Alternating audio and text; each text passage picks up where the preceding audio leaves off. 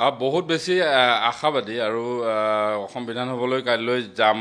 অসম বিধানসভাত কালি পবিত্ৰ অসম বিধানসভাত প্ৰৱেশ কৰিম, যাক লৈ খুব বেছি উৎকণ্ঠিত হৈ আছোঁ আৰু জীৱনৰ এটা নতুন অধ্যায়।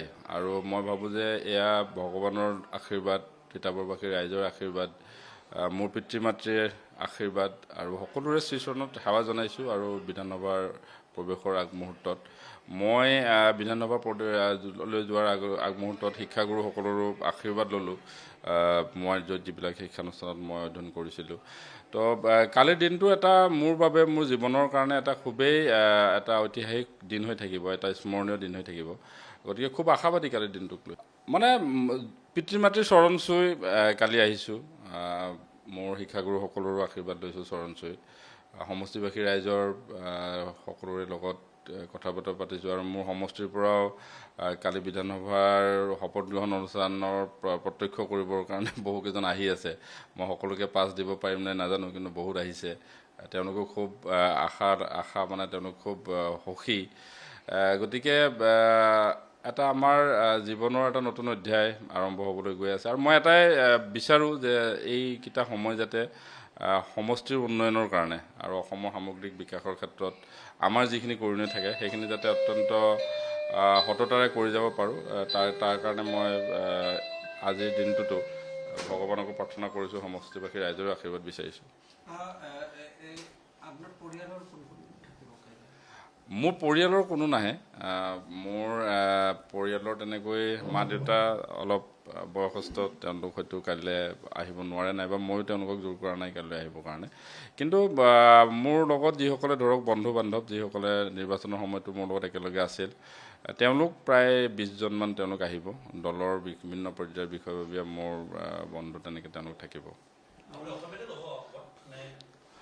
মই অসমীয়াতে শপত গ্ৰহণ কৰিম কাইলৈ। হয়,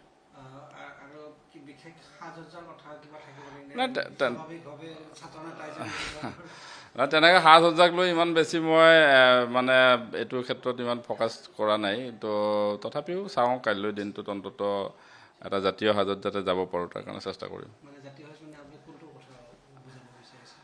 অন্ততঃ গামোচাখন ডিঙিত থাকিব আৰু যদি পাৰোঁ চেষ্টা কৰিম অসমীয়া জাতীয় সাজেৰে বিধানসভালৈ যাবলৈ। নিশ্চয় চেষ্টা কৰিম।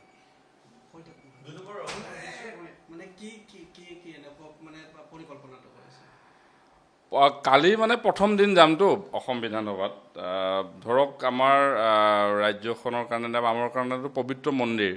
তো মন্দিৰত যেনেকৈ পবিত্ৰ মন লৈ পবিত্ৰ সাজেৰে যোৱা হয়, ঠিক তেনেকৈ যাবলৈ চেষ্টা কৰিম। মই মানে এতিয়ালৈকে মই ভবা নাই, কিন্তু ধুতি কুৰ্তা ধৰক এনেধৰণে এটা চিন্তা কৰিছোঁ। আৰু মই ভাবোঁ যে কোনোবা এজন মানুহে নিজকে অসমীয়া বুলি যদি কয়, গৰ্ব কৰে, সেইটোতো আমাৰ কাৰণে ভাল কথা।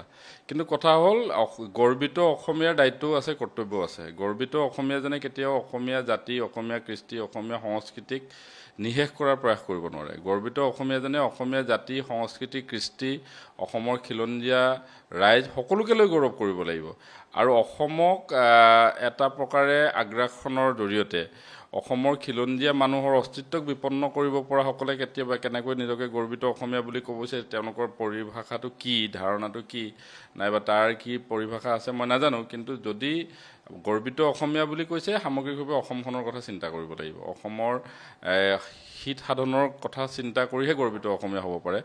অসমীয়া জাতীয় সত্তাটোক বিপন্ন কৰিব খোজা, অসমক আগ্ৰাসনৰ জৰিয়তে খিলঞ্জীয়া অসমীয়াৰ অস্তিত্বৰ প্ৰতি ভাবুকি অনা সকলে নিজকে গৰ্বিত অসমীয়া বুলি ক'লেইতো অসমীয়া ৰাইজে তেওঁলোকক মানি নল'ব।